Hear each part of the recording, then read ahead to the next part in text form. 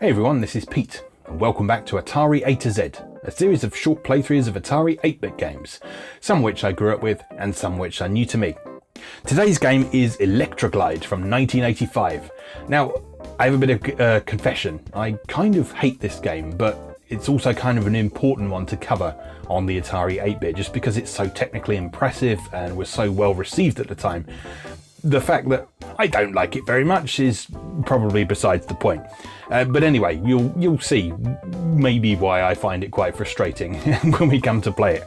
But anyway, this was produced by Billyard, who we've previously seen on this series when he put out the Mr. Do clone on Re, and published by English Software, who we saw last week with the publication of Diamonds. The game was inspired by Billyard's trip he took to Turkey. I don't know if this was the same one that he programmed on Re to fly back from, but yeah, certainly he got around a bit.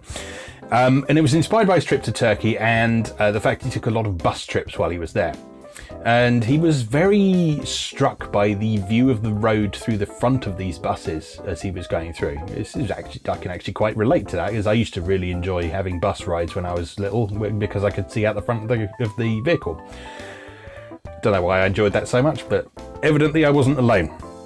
But yeah, this was a really well-received game, and it sold really well as well. It sold 40 to 50,000 copies according to Billyard, which is quite astonishing for the time period.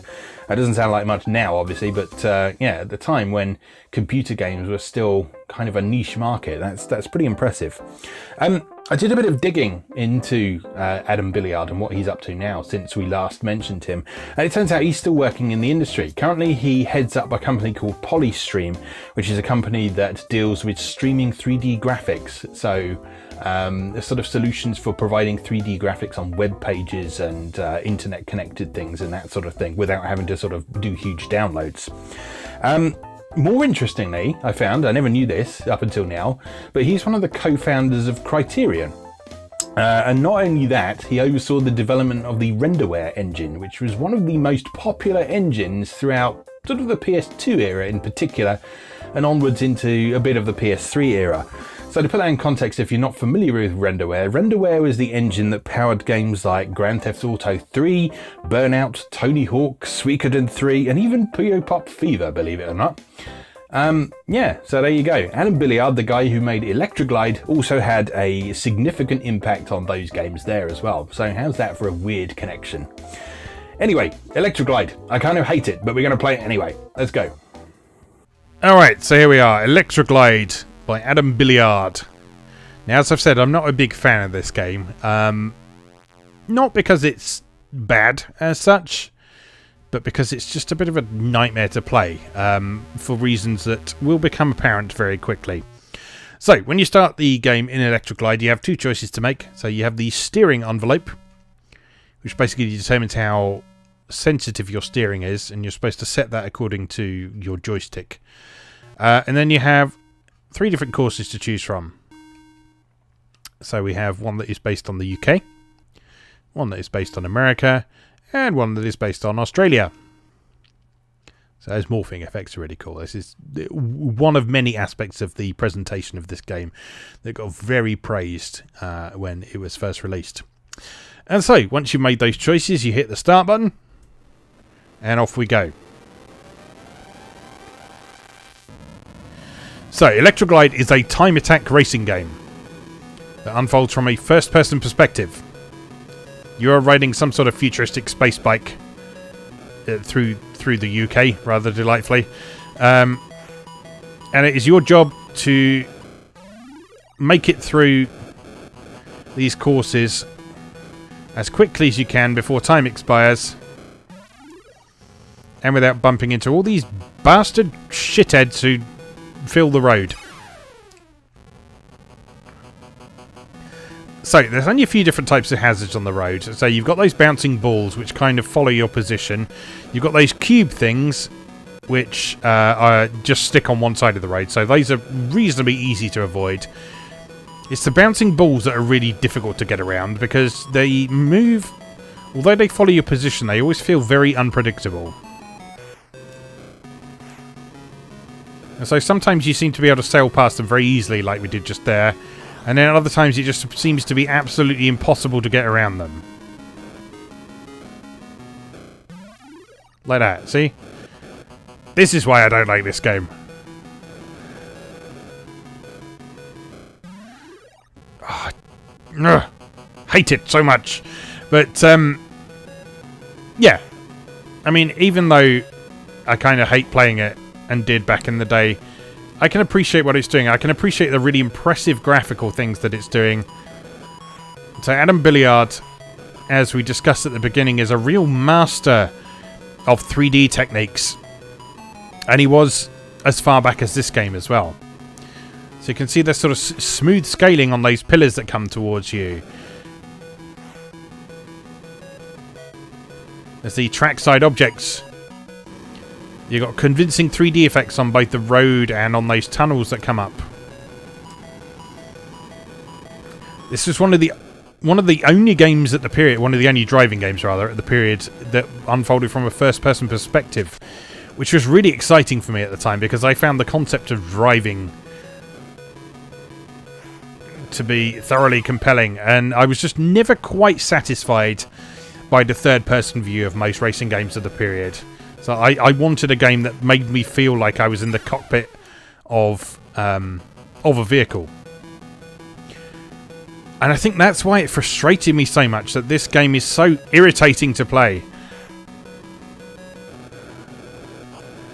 It's because it was doing exactly what I wanted in terms of presentation, but just those bloody bouncing balls just absolutely ruined it for me.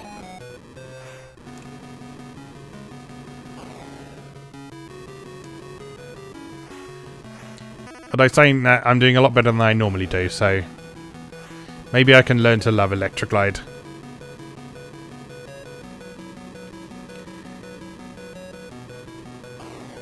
But yeah, so there's all sorts of really clever graphical effects going on here. I won't pretend to understand all of the details, but certainly this heavy use of a technique on the Atari called display list interrupts, which is basically, in very basic terms, it's a means of interrupting the way the computer is displaying things on the screen, so that you can display what is effectively multiple graphics modes on screen at the same time. And the reason you might want to do that is because it allows you more colours on screen than you'd normally be able to do. It might allow you higher resolution graphics. It might be a good way to have a high resolution interface while you had low resolution speedy background scenery. All that sort of thing. There are lots of reasons to use display list interrupts on the Atari, and most games use them in one form or another. Okay, I didn't do too bad there, so I'm going to have one more go at that. Let's try the America course, see if that's different. Well, it will be different, but let's see how it's different. Off we go. We have a different colour road for starters.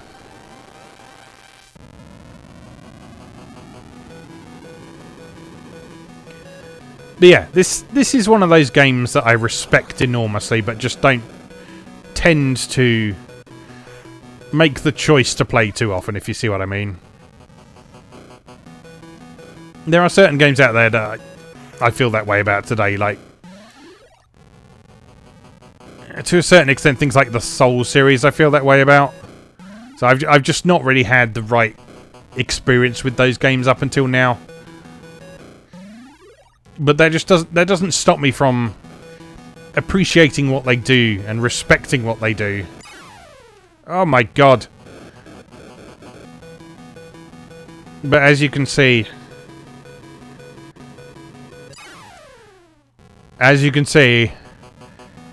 even more than a Souls game, this game wants you to suffer.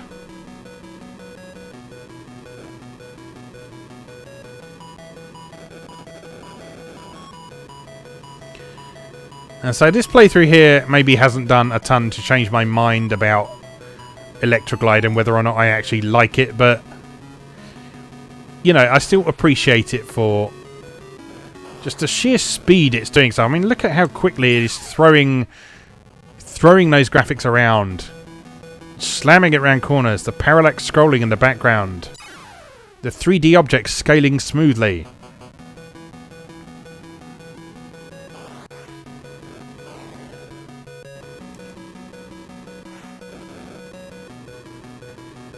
Yeah, just very much a game worthy of your respect, if not necessarily your time. I'm not even going to make it the first tunnel at this rate.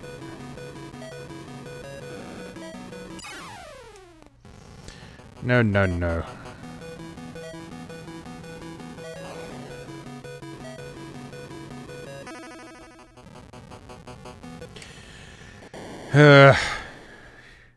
I'll give this one more chance. Let's try the Australia course, which is probably going to be even harder than the American one, but we'll give it a go anyway. One more chance, and then I may never play this game ever again. Right, come on. No, don't start that one again. Reset. That's not resetting, that's basic. Okay, maybe we won't play that again. Yeah, so that was Elektra Glide by Billyard, published by English Software. As always, thank you very much for watching, and I'll see you again next time. Thanks for watching. If you enjoyed this video, please help out the channel by leaving a like or a comment and subscribing.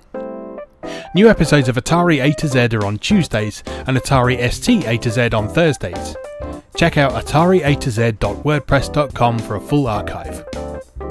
Do please also check out my other projects moegamer.net, where I explore Japanese and Japanese-inspired games from yesterday and today, and videopackgames.wordpress.com, which aims to catalogue a small but well-formed library of the Philips G7000 Videopack computer, also known as the Magnavox Odyssey 2. You can also support my work on Patreon or buy me a coffee. You can find links to do both down in the video description. Thanks again, and I'll see you next time.